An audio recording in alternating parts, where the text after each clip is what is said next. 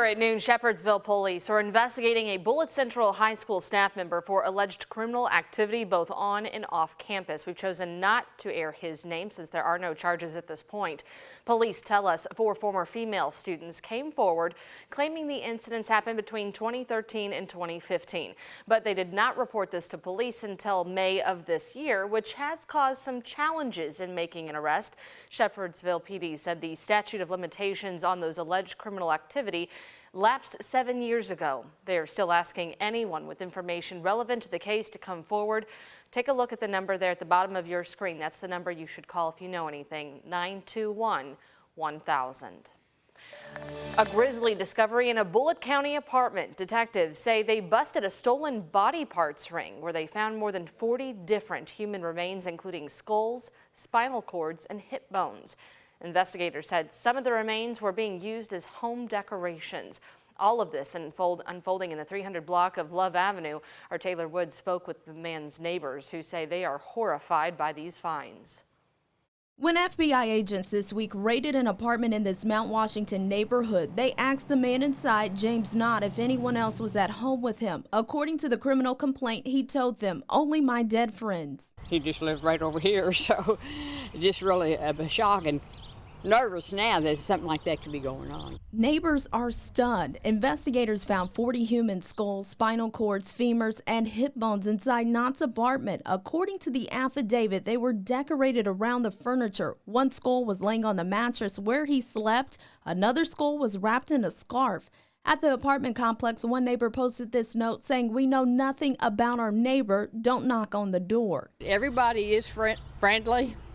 But you know, when I heard this, you just never know who your neighbor is anymore. James Knott is believed to be part of a ring of people buying body parts involving a morgue manager for the Harvard Medical School anatomical program. FBI agents discovered a Harvard Medical School bag inside Knott's unit. They also found Knott going by the Facebook user William Burke on Facebook, where he shared several messages between a man named Jeremy Pauley in Pennsylvania. The two discussed photos and videos of skulls for sale. The FBI searched his white Chevrolet truck seen in this driveway. Investigators found a crate of 3 AK-47 op rod and bolts, 7 AK-47 empty magazines, and a drum magazine. On the floor bed, 10 fully loaded AK-47 magazines with additional ammunition. Taylor Woods, WHAS11 on your side. If convicted on these gun charges, Knott faces up to 10 years in prison. We'll have much more coming up on this tonight at 4, 5, and 6. Metro Police detectives made an arrest in the I-65 road rage case that left a 6-year-old shot with critical injuries. Jonathan Rivera was arrested Tuesday night on possession of a handgun by a convicted felon. Police say they found him Monday night with a gun near the scene of that shooting. We know a group of motorcyclists got into an altercation with another driver before shots were fired. Police said Rivera's gun matched the shell casings found on I-65. LMPD investigators are still working to determine his exact role in that shooting. The Shively police officer accused of speeding more than 100 miles an hour with his child in the car pleaded not guilty. Officer William Bors is facing multiple charges for speeding, wanton endangerment, and official misconduct. He did not appear in court for his arraignment yesterday, but his attorney entered that plea on his behalf. The judge ordered the officer to have no contact with his 1-year-old toddler. Shively police put him on administrative leave at the beginning of June. His next court date is set for the end of August. Okay, take a look at your screen. Police are looking for this man who they believe stole $12,000 worth of items from a car on June 30th. One of them included a handgun. Police say it happened on North 1st Street, right by that Roots 101 African American Museum and the Humana Waterside building. If you know anything about him, you're asked to call police tip line at 574 LMPD. Another Kentuckian is charged with felonies for his actions during that January 6th insurrection. 46-year-old William Stover of Elizabethtown is charged with civil disorder, which is a felony offense. The FBI identified Stover in security video from the Capitol grounds, saying he pushed against Capitol Police lines and helped other rioters fight against them to get to that entrance. Court documents also said Stover handed a police officer's shield to another person who then used it to attack police. He appeared in court in the Western District of Kentucky. Stover is one of more than 1,000 people so far charged in the insurrection.